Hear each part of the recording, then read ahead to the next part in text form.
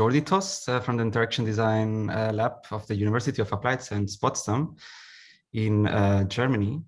And I will introduce you to the paper by Paula Schuster, Heidmann, and me, Prototyping Convenience, a pedagogical experiment on designing for debate in design education. In this case study, we address convenience as a topic for inquiry. There is this obsession in design disciplines and the technological industry with comfort, efficiency, smoothness, smartness, etc., which we can see in many design products and services, as well as in present or also past future visions. And this myth also extends to mainstream design education, where students are trained in this ideal. So we found it a good case study for addressing in the classroom at our university.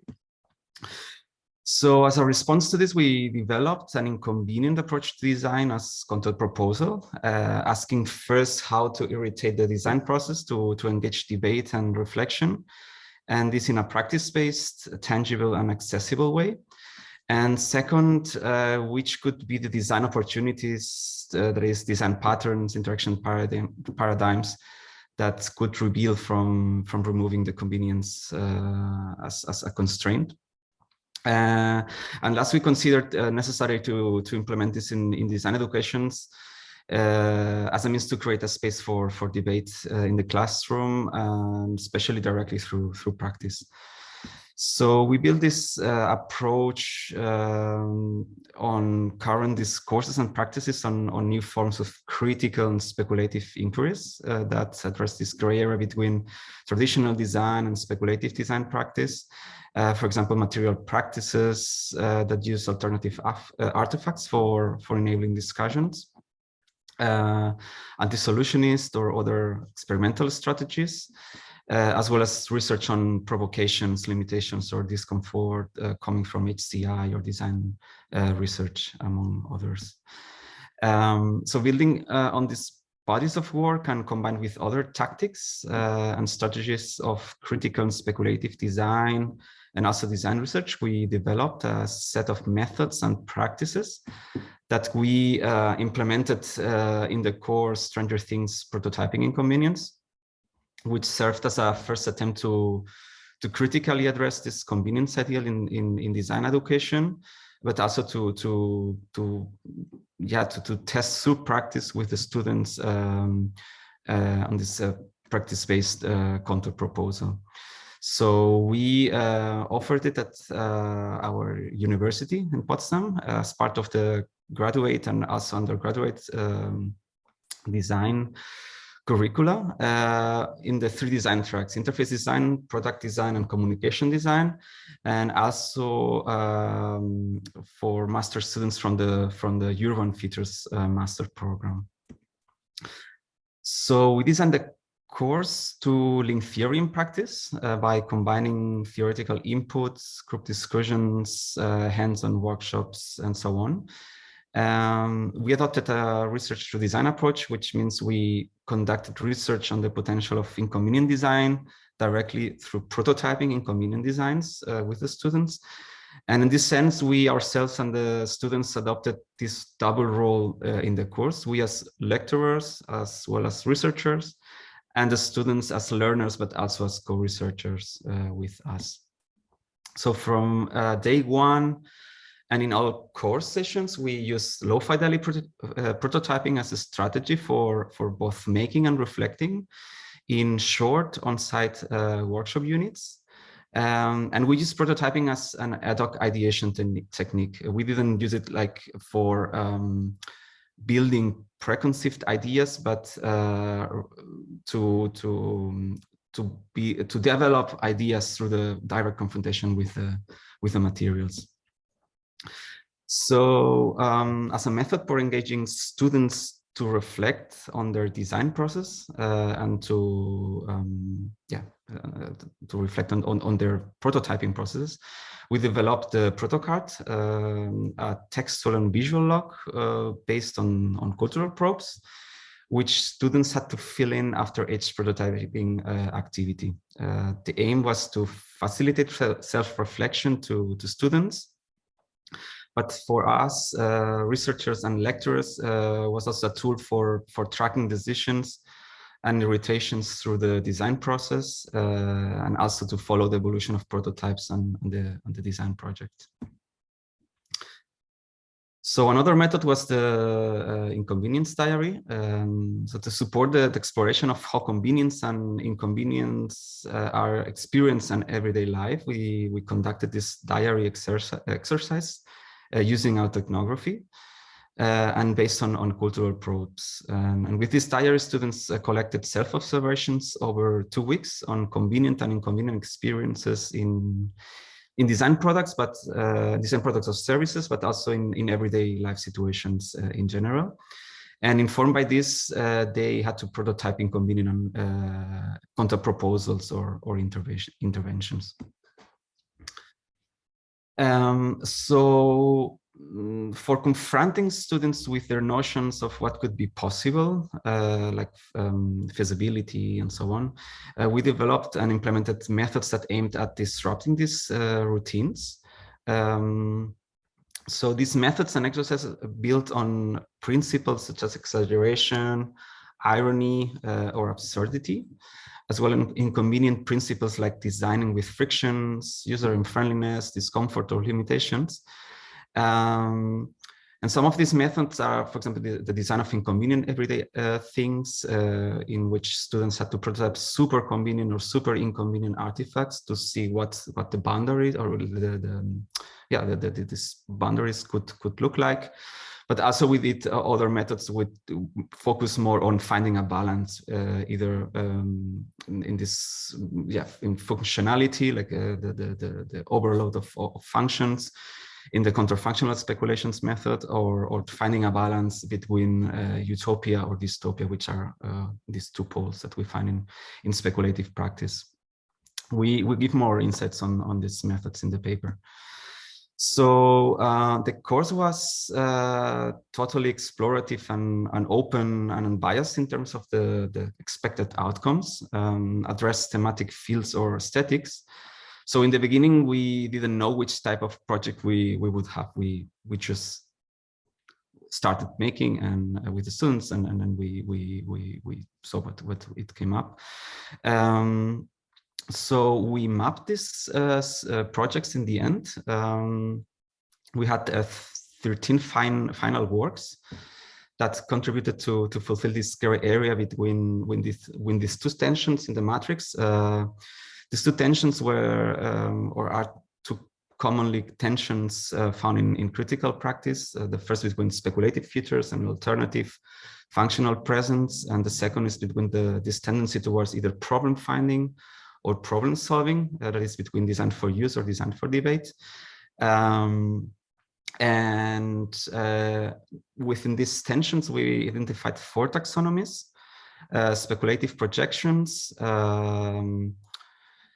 near future scenarios that contain familiar fictional products with functional confrontations in the middle, counter solutions, which are research products that embed functional provocations and embed, for example, friendly frictions that we can see in the top right corner. And other projects address disciplinary inquiries that debate the use of design tools or design methods in the bottom right corner. And moreover, we found themes traditionally challenged by critical and speculative practice, such as radical consumerism, relationships and interactions between individuals and future technologies, and so on. And especially interesting was that 11 of the 13 works addressed through a critical lens topics traditionally related to interaction design and HCI, such as usability, design of gestures and feedback, interaction patterns, and so on. In the paper, we have more details on these projects. Important was also this insights on the process, how these methods leverage the shift between speculative fictional features to functional presence, For example, in this project by Annika Rauch with this counter solution lock and light, which is a lamp that only turns on when users lock their smartphones inside of it, and which address the problem of smartphone overuse. So we end with some observations, some findings. The first is that through this diversity of results, we can agree that convenience has a great potential as a topic for inquiry in design education, and that also that the inconvenient counter approach can be applied to critically address a wide range of topics and issues, not only convenience, for example, smart technologies, artificial intelligence, but also more society relevant topics such as mental health, sustainability, climate change, etc. Convenience and inconvenient design have also potential for addressing this gray area between critical and speculative design, the social dimension, and design research practices, this more functional dimension, as well as for crafting designs between use and debate.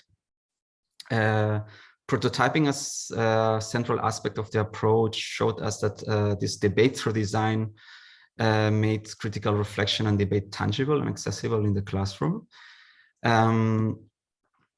Anti-solutionist and experimental methods help students to think beyond assumed beliefs and constraints, and also enable them to approach complexity with playful easiness. Autoethnography was limiting, but enabled a basic understanding. But we believe that further work should adopt methods to confront this self-perspective.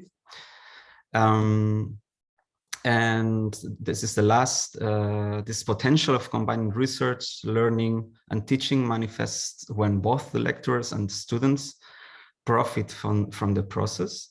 And methods such as the protocard should be developed to strengthen this relationship. Thank you very much for your presentation. And now we have room for one question, if you don't feel yourself inconvenient enough. I would like to implement it as soon as possible myself in some works. All the ideas already gathered in my head, but please, one question. Could you just provide me a concrete example of, let's say, an inconvenient design that becomes something that is useful or improve some previous realization? Just to make an example, I don't know if you know the method that is called bad is good. Okay, in that case, you give, let's say, a paradoxical situation that you have to counteract, just upside down, and turn in a good solution from a bad one. So,